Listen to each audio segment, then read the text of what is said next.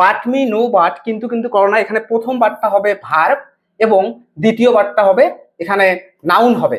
কারণ কি আমরা জানি যে ডিটারমিনার, ডেমনস্ট্রেটিভ, আর্টিকেল এবং পজিটিভ এবং প্রিপজিশন এর পরে যদি একটা ওয়ার্ড থাকে সেই ওয়ার্ডটা সাধারণত নাউন হয়, সেই হিসাবে এখানে দ্বিতীয় বারটা এখানে হবে নাউন। তাহলে দেখুন যে বাট একই সেন্টেন্সে পজিশন অনুযায়ী এক জায়গায় হলো ভার্ব এবং আরেক জায়গায় হলো নাউন। এরপরে দেখুন none but Allah can help us, আল্লাহ ছাড়া আমাদের কেউ সাহায্য করতে পারে না।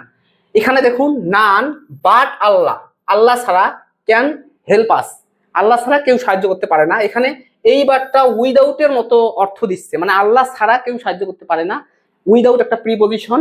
এই বারটা যেহেতু উইদাউটের মতো অর্থ দিচ্ছে এবং এই আল্লাহ ওয়ার্ডকে এর সাথে সম্পর্ক তৈরি করছে, এই কারণে এই বারটা এখানে হবে প্রিপজিশন।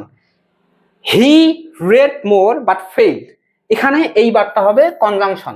কারণ কি এখানে দেখুন যে হি রেড মোর, সে অনেক পড়েছিল, বাট হি ফেইল, এখানে হি উজ্জ আছে। যখন কোনো ওয়ার্ড একই জাতীয় ওয়ার্ড, একই জাতীয় ফ্রেজ, সেন্টেন্সকে যুক্ত করে তখন সেটা আমরা জানি যে কনজাংশন। সেই হিসাবে এখানে বাট এইদিকে he read more and he fail, এই দুইটা ক্লোজকে এখানে বাট যুক্ত করেছে, এই কারণে এই বাট এখানে হবে কনজাংশন। আমরা সাধারণত জানি যে বাট সাধারণত কনজাংশন, যেটা স্পেসিফিক ভাবে কোঅর্ডিনেটিং কনজাংশন। আর কোঅর্ডিনেটিং কনজাংশন মনে রাখার একটা সহজ উপায় হচ্ছে ফ্যান্স বয়, ফ্যান্স বয়, ফ্যান্স বয় দিয়ে আমরা কোঅর্ডিনেটিভ কনজাংশন গুলো মনে রাখতে পারি।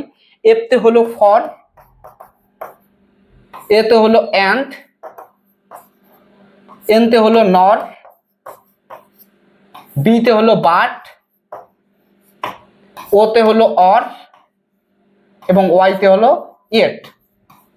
এই ফ্যান্স বয় দিয়ে আমরা কোঅর্ডিনেটিং কনজাংশন গুলো খুব সহজেই মনে